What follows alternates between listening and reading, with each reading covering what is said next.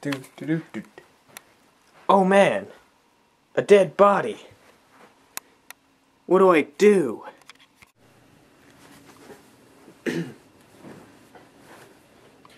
Being the first responder to a crime scene comes with a little bit of priorities. First of all, you need to determine the need for any medical assistance and / or confirm death.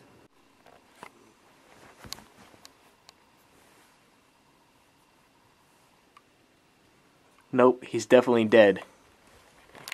Next, you need to take steps to preserve and protect the crime scene. And you need to exclude all unauthorized personnel from the area.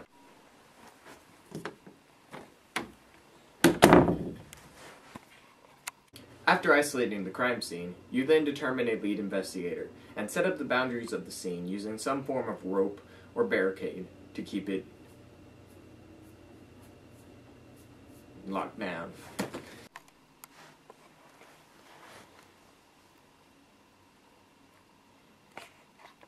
Now, it is necessary to establish the person's entrance and exits into the crime scene and to conduct a walkthrough of the entire crime scene. During this walkthrough, you can document all of the evidence and everything in the crime scene through one of the three major forms of documentation. One is sketches, photography, or written notes about the crime scene. The lead investigator will sometimes photograph the crime scene, and he will interview and conduct background checks on victims and witnesses, and he will testify during trial about the case. After the scene has been documented somehow, it is now necessary to collect trace evidence. And trace evidence is anything found at the crime scene that can be beneficial to the investigation and can be used in trial. When collecting evidence, it is important to wear gloves so you don't put your DNA upon the evidence. Aha, gotcha. After placing the evidence in its primary container, you then place it in a larger container and seal it to prevent any contamination. I have located a few hairs inside this bed. We'll collect these as evidence. But what if I don't have anywhere to put this evidence? Well, you then put it inside a druggist fold. What's a druggist fold, you ask? Let me explain. How to make a druggist fold. So what you need is an ordinary piece of paper. You then fold the paper in thirds in on itself, like it's a brochure, sorta. Okay, like that.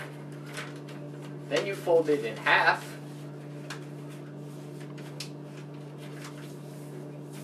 like that. Grease it nice. Then you fold the bottom upwards.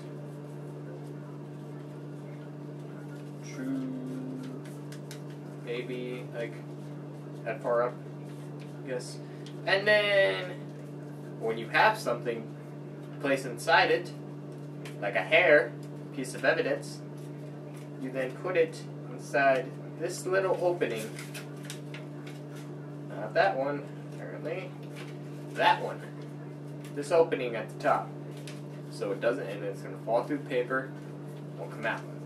And you fold that down, place it inside the opening down here.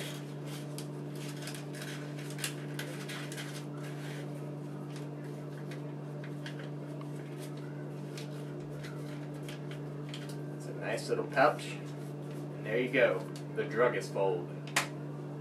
Now that you have your evidence, it can be passed on to the laboratory or anyone else who is holding it, as long as you keep an accurate record of the chain of custody. And the chain of custody is necessary so you know who has the evidence, who has handled it, and who could have possibly contaminated it.